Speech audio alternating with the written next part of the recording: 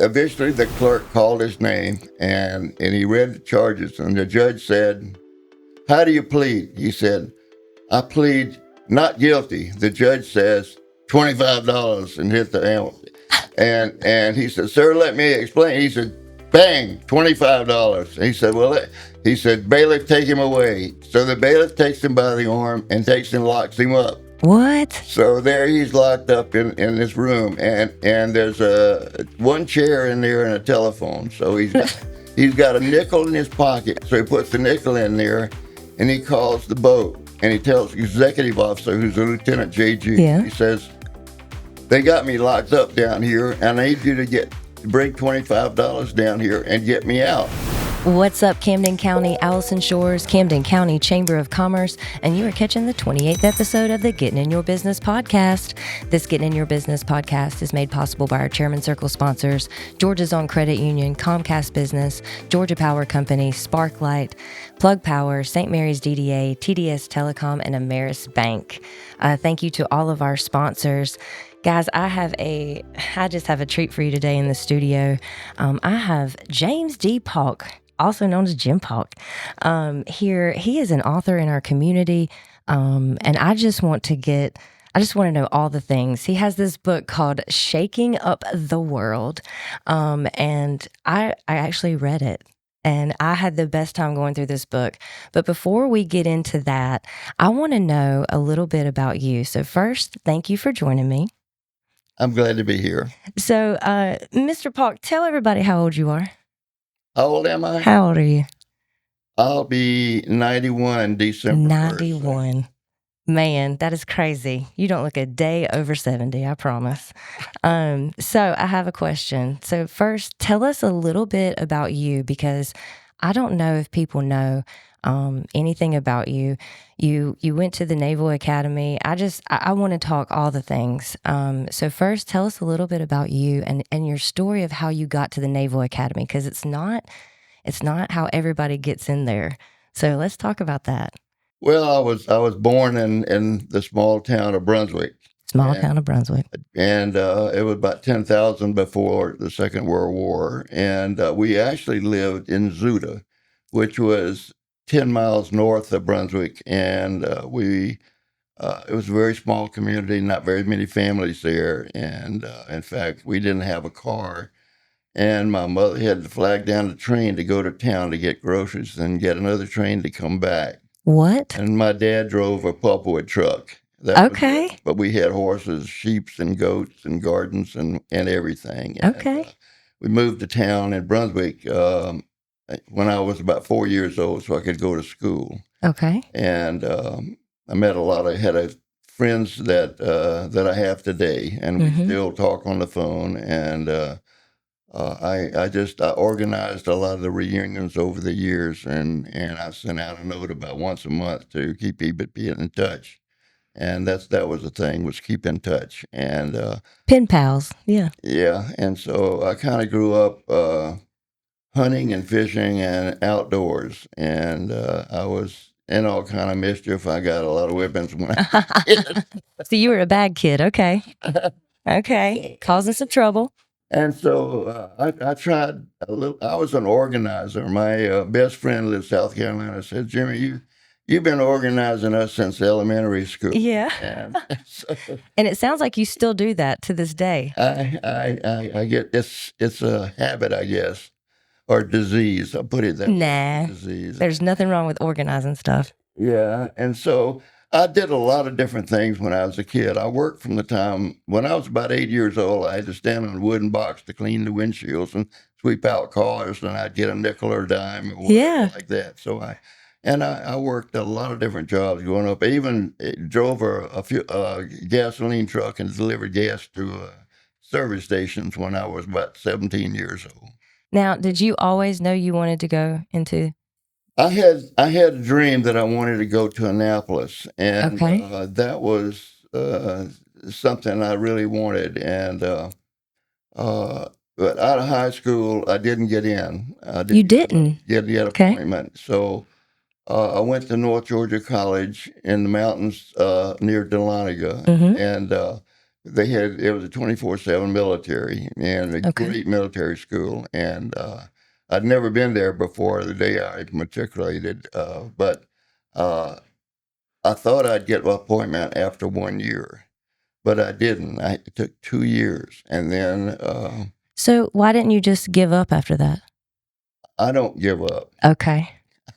I always go, go, go, go. This is what you wanted to do. Yeah. Okay. I just keep going.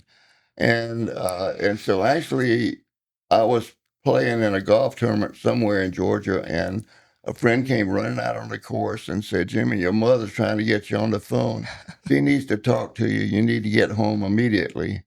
And so I had about 3 holes to play, and I finished my match, and I ran in and called, and she said, "You've got you an appointment to Annapolis." I said, "Wow." So you got to get home, and I had to run down to Mayport near Jacksonville Yeah. to go to physicals. You got to pass all the physical tests that they give you, uh, and then I had to get to Annapolis. So it was like go go go and get there. But then when you get there, Well, when I got there the first night, we had no responsibilities. We had not been sworn in yet, and but there was so many of you that started. there were 1,160 of us Mhm. in June of 1953, and we were all running around and where you from and everything. And it seemed like everyone I met was president of their class, valedictorian, captain of the football I was about to say team. captain of the football team. Yep. Everybody had all these and you're like, wait. And I was none of those things. I'm saying, what am I doing here? I'm just a pretty average person. No. You have an extraordinary heart and fight in you. And so that's what you were determined to be there. So I love that. Yeah. But what's cool is that you were surrounded by all these great men that how you saw them, they were just great men doing all these great things. And you wrote stories. Or they wrote their stories and you compiled them all together because you wanted people to know how great these men were. And what's so funny to me, what I have learned lately is I've been going to different things within our community at Kings Bay here. And I have learned that Navy service members are the most humble people and don't talk about their successes and how great they are. You wouldn't know about them.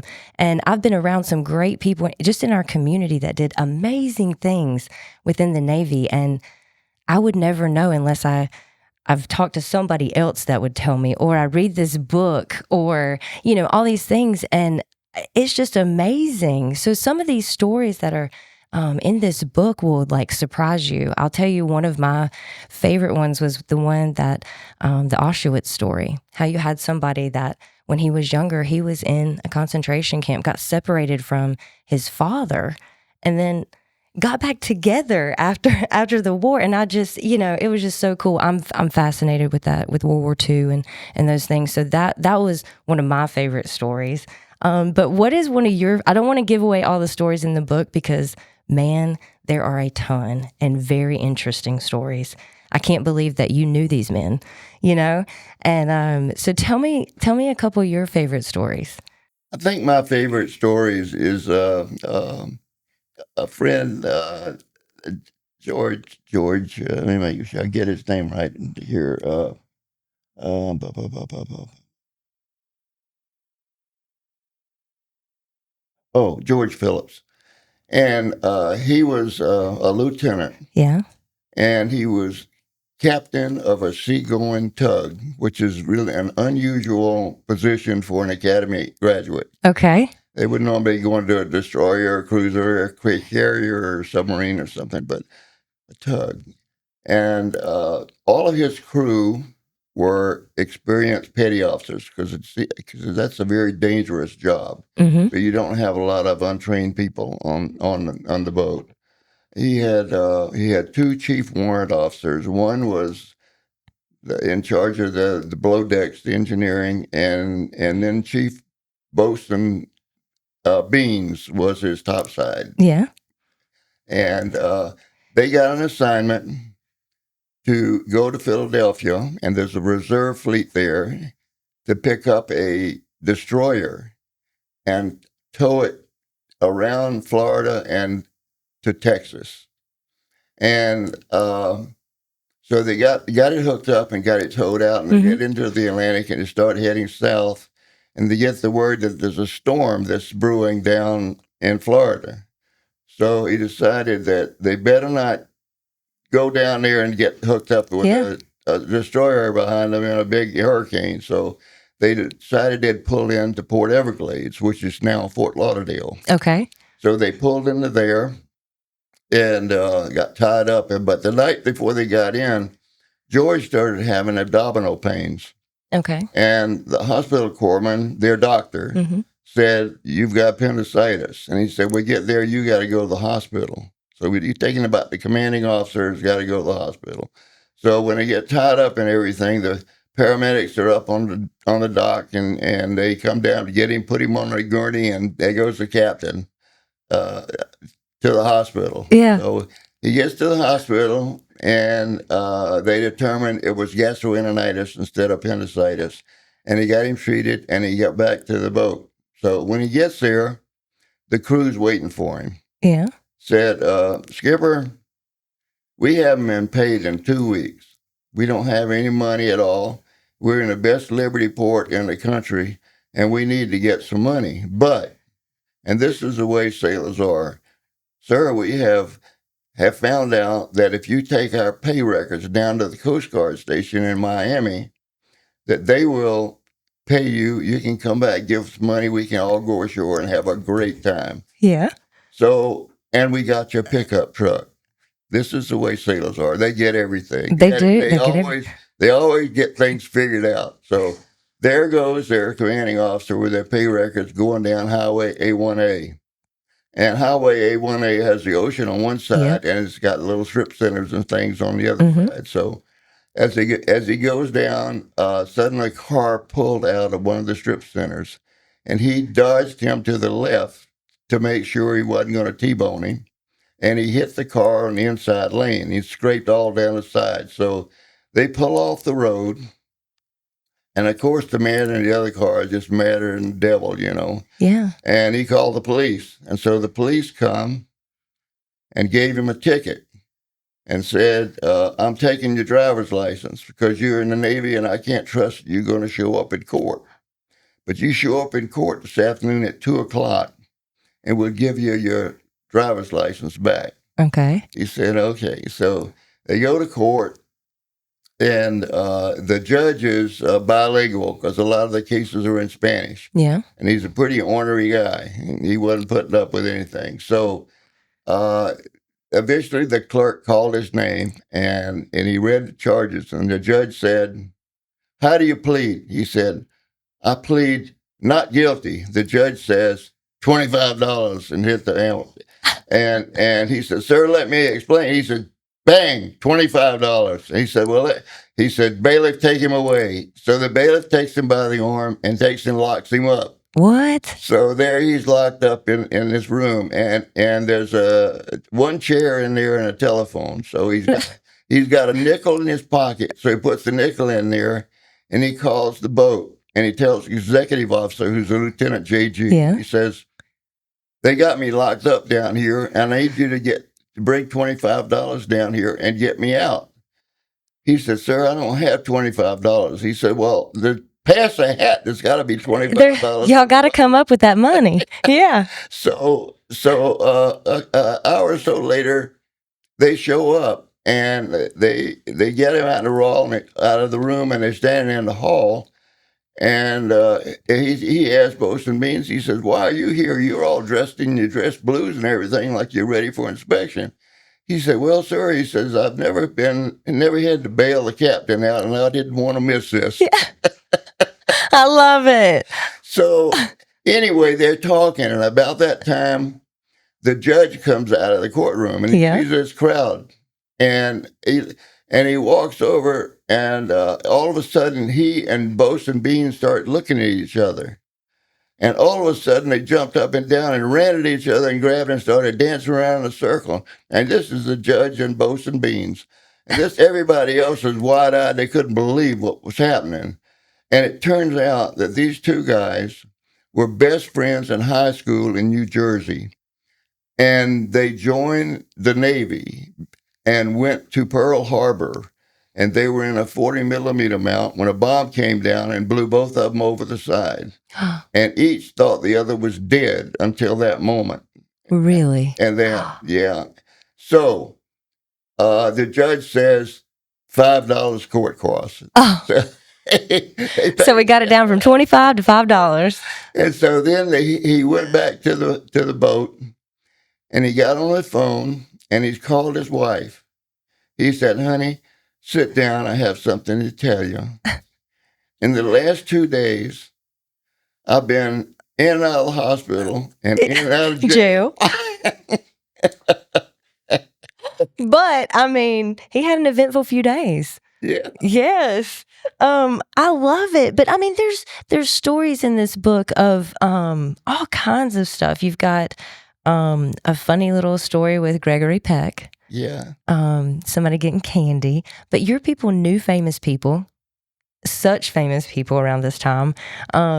Even somebody that helped create the GPS system that we use today, the navigation system, all over a failed, something that went wrong, they learned how to do. So I think it's just so cool. Something I've learned, recently, we haven't lost a sub in the United States since 1968. But you even have stories in here about searching for the submarines, the last two that we lost, the Thresher and the Scorpion. And this book is just filled with all kinds of great stories that help give you an understanding of that time period, the whole, because this is about the class of 1957, the Naval Academy Class of 1957. But it just gives you a whole insight to the world of the Navy. And I want to thank you for taking the time to put this together, because it would be such a tragedy if these stories were lost. But something else I have learned, you guys, y'all are just Navy, our United States Navy, especially here in Kings Bay, y'all are just some really badass men. So and we are so fortunate. I don't think we know as a community how fortunate we are to have you right here in our backyard and amongst our community. It is amazing. So I want people to know where they can get this book. So I know one place for sure it is for sale, and that is the St. Mary's Sub Museum. Absolutely. Yes. Now, Keith Post is somebody that's special to you in your life. Yes, is that correct? He is probably one of the most impressive people I have ever met in my life. Agreed. He is everywhere, doing everything, and doing it spectacularly. But y'all all have the same passion, and that's what I love. You guys stick together.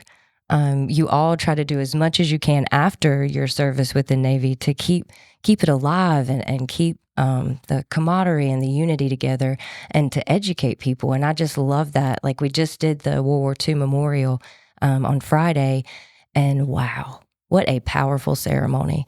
It is remarkable. So people, please go down to the St. Mary's Sub Museum and pick up this book called Shaking Up the World by Jim Paulk. You can get it there. I know there's some other places that you can get it, but you have to check out the Sub Museum. And if you don't know much about the Sub Museum, check out our podcast that we did not too long ago with Keith, the executive director, Keith Post. But yeah, Jim, is there anything else? Where else can they get this book? You can get it from Amazon. You can get the Kindle versions from Barnes and Noble, and Apple, and you can get the Kindle from Amazon as well. So yes, and I don't want this day to go by without me saying, as much as you wanted to put these stories together for men in your class of 1957, you yourself are a remarkable man, and I don't think you give yourself enough credit. I mean, you worked at Procter & Gamble. What? You've had a remarkable life too, and so I'm so excited for you just to be here, to just give me a chance to talk to you. It's been so much fun. I've learned so much and gotten so many stories, and it's just kind of lit a fire within me about just finding out more. So I want to thank you for that. Is there anything else that you wanted to say on this podcast? I just, we want this book to be seen everywhere. Yes. I think it's an inspiration. I will tell you one story. Okay. Um, I got a call from a woman in Jacksonville, and she had ordered a book, and she was going to come up, and she wanted me to sign it on June the 18th on the book signing. Okay. So she came up, and I signed the book, and she gave it to her son, and her son left the next week for Annapolis and started. And he is 6'4", and he's a left-handed. He was recruited to be a left-handed pitcher for the baseball team. Oh, really? Now, when he got to Annapolis, the second day he had an attack of appendicitis, and he had to go to the hospital and have his appendix out.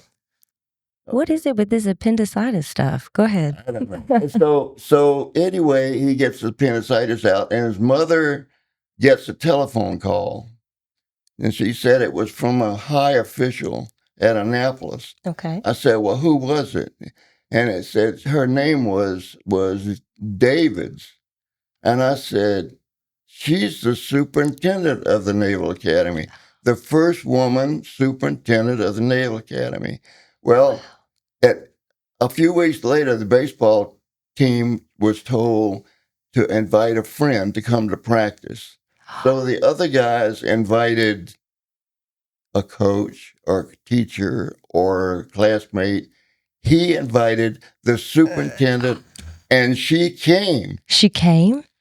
And mother went up about a month or so later and for a ball game, and she and the superintendent sat together watching him. And she told him, she said, your son is so well-spoken, so competent, and very charming. Oh, yeah. Very charming.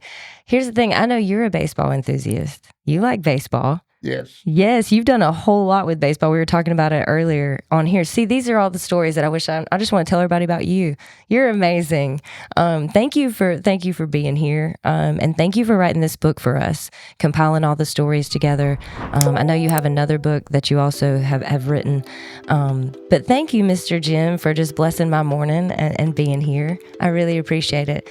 Guys, make sure you go down to the St. Mary's Sub Museum, see Keith Post, and he will get you set up with this book.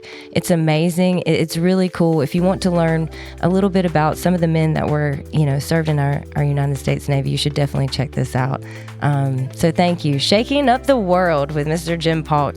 I appreciate you so much. Thank you. Thank you. All right. Thank you, guys. You've got the 28th episode of the Getting in Your Business podcast.